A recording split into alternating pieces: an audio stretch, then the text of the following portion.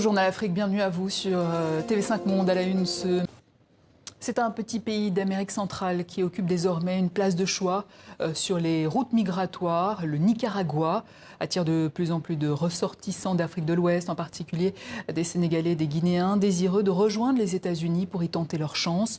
Moins dangereux que le voyage en bateau pour l'Europe. Situé à plus de 7000 km du Sénégal, le Nicaragua est devenu un tremplin pour de nombreux Ouest-Africains candidats à l'émigration. Les Sénégalais, comme les Gambiens et les Guinéens, peuvent obtenir facilement un visa à l'arrivée. Une fois sur place, des passeurs les conduisent jusqu'aux États-Unis via le Honduras, le Guatemala. Mais pour beaucoup, le rêve s'arrête brutalement car très peu voient leur demande d'asile aboutir une fois arrivés aux États-Unis. C'est le cas de Guevaba, parti au Nicaragua le 5 juillet. Ici, c'est vers Mexique, quoi. Chapochola, à la frontière. Là-bas, on marche beaucoup. Hein. On rentre aux forêts. Ça, c'est la rentrée du camp. Aux États-Unis? Ouais. Dans 5 minutes, les Américains ils vont venir avec leurs voitures. Arrêté à la frontière américaine, puis détenu dans plusieurs camps de rétention, il a été expulsé le mois dernier avec 131 autres Sénégalais. Avant de tenter sa chance aux États-Unis, Gueva avait essayé 11 fois d'aller en Europe. À 40 ans, ce soudeur de formation n'arrive pas à vivre de son métier au Sénégal.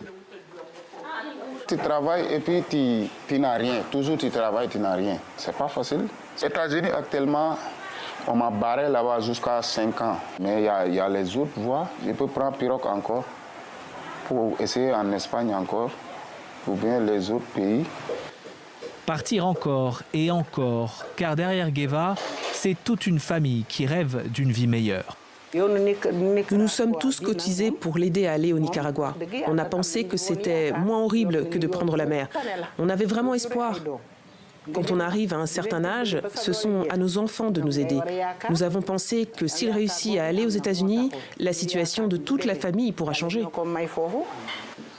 Selon l'Organisation internationale pour les migrations, près de 20 000 migrants africains ont traversé la frontière entre le Nicaragua et le Honduras au premier semestre 2023, un chiffre en augmentation de 550% par rapport à 2022.